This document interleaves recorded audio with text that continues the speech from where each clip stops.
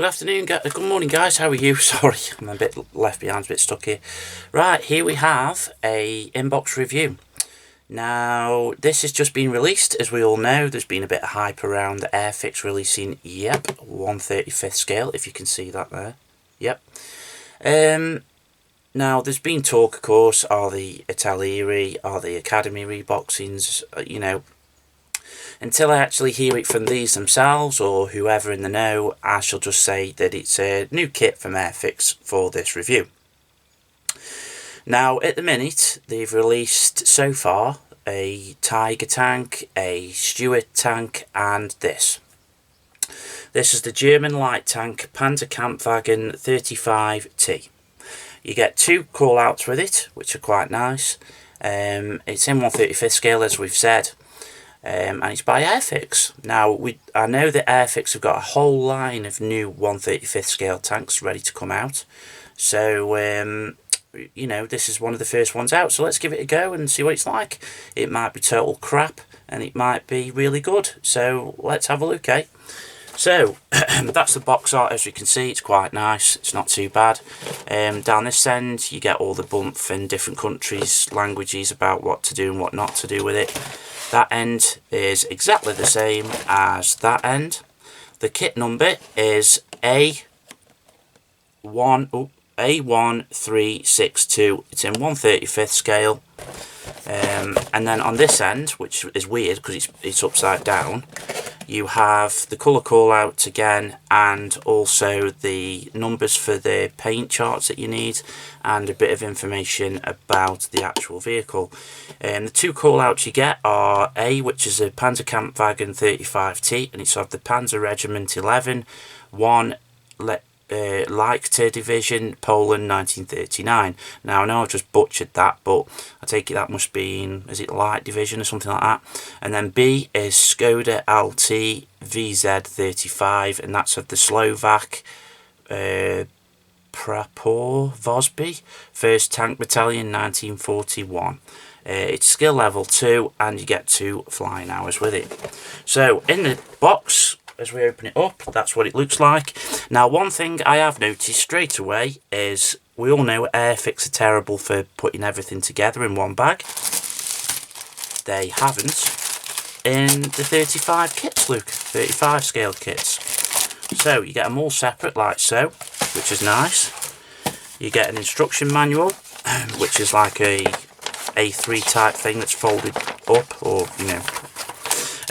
some decals, and then a separate sheet which is your sprue map, and a big A3 pull out of the colour charts, which is nice, and then nothing on the back.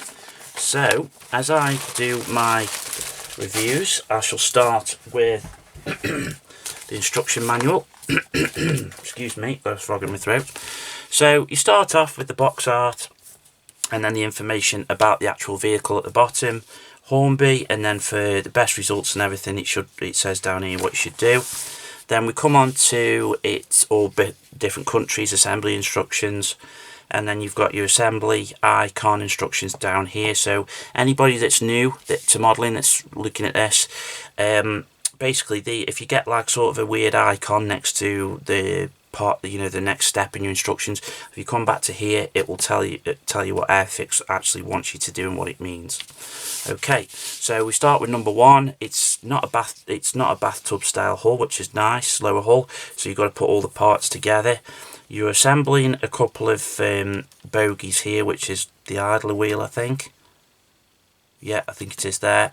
Then number 2, you come down and you fix together your 2 drive sprockets.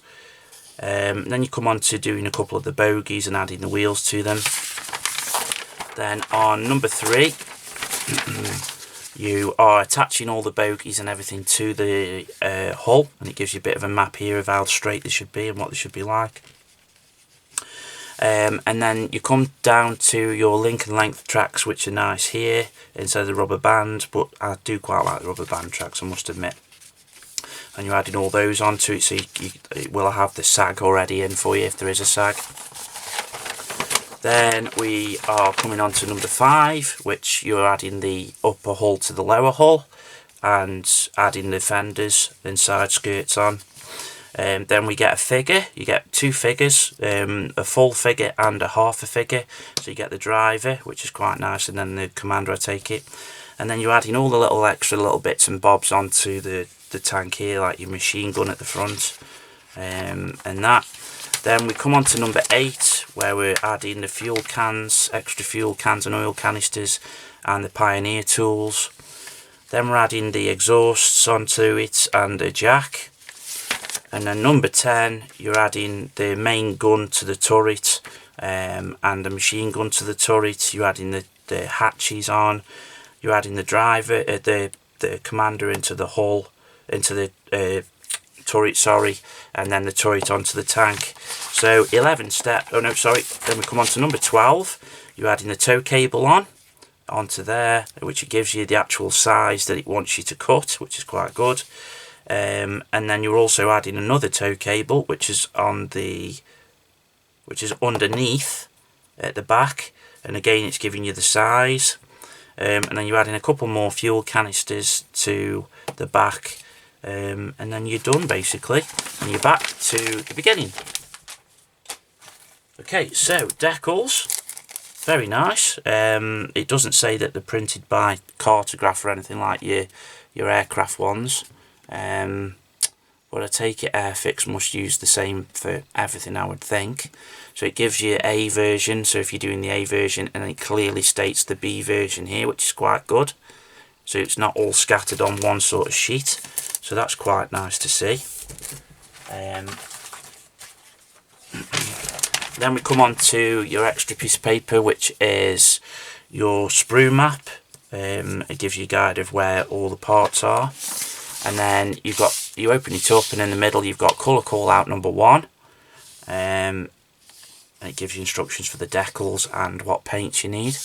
And then colour call out number 2, which gives you exactly the same again, and gives you the description of what it is and where the paint needs to go, and what number decal there is. So that's that. Right, so we come on to the sprues. So sprue number 1. Let's have a look. So this is sprue A, which is quite good. Now then, let's have a look, eh? So you get the upper hull, which is quite nice. I mean, you've got quite nice rivets there, and sort of bolts and that in there, which is very nice. But it's very nice plastic actually. It feels really nice. It's not too shallow and it's not too hard. There's no flash anywhere. There's the front. So that's quite nice. I can't see any ejector pin marks anywhere at the minute. Then you come down to your hull, lower hull. Again, you've got all the bits, the rivets and everything attached. I can't see any ejector pin marks. You can see slightly, I don't know if the camera's picking it up there, where the plastic's slightly stressed a little bit. But again, paint on top of that is going to get rid of that, no problem. But no, so far so good, that looks nice. So, second sprue. Let's have a look. Let's have a look. Okay, so second sprue, you get your tow cable, which is just basically a piece of string like Tamiya do now. And then this is sprue E. So you've got like your side skirts on here. I should have perhaps put a white background underneath this, shouldn't I? But it doesn't matter. So you've got your side skirts and some tow hooks and everything on there, which again are very nice. Pioneer tools. Now the spade is actually attached to the axe there, which is a shame really, but you know, it doesn't matter too much. Got your exhaust. Oh, that's nice. The exhaust is one piece. That's good. That's very good. You've got ejector pin marks on the bottom of it, but that's on the bottom, it's not going to be seen. So yeah, very nice all in all. Oh yeah, I'm impressed with that so far. That's great stuff. Okay. Sorry guys, I normally open everything up first, but I didn't on this one, so doesn't matter. Won't hurt, will it? Right, so on this one we have the turret, which is very nice. Yeah, that's nice, that is. Very nice. All the bolts and everything are there, so I think you'd probably have to be careful if you want to sand something. But it's not bad. I mean, okay, you know, for a first release, I suppose, of them. This is sprue C, and this is just basically some racks and frames. But the racks, you know, they're not flimsy. They don't feel flimsy, and they're not like really delicate, so that's quite nice. Then we come on to B, sprue B, which is the bottom of your turret. Now, Mike picked up on this. No, was it Mike? Yes. You've got your barrels there, which are quite nice. Now, you have got a seam line down the middle of it, but again, you get that on Tamiya kits, dragging kits and that. Now, here's your figures. Now, the figures, you get 4 heads. That's not bad.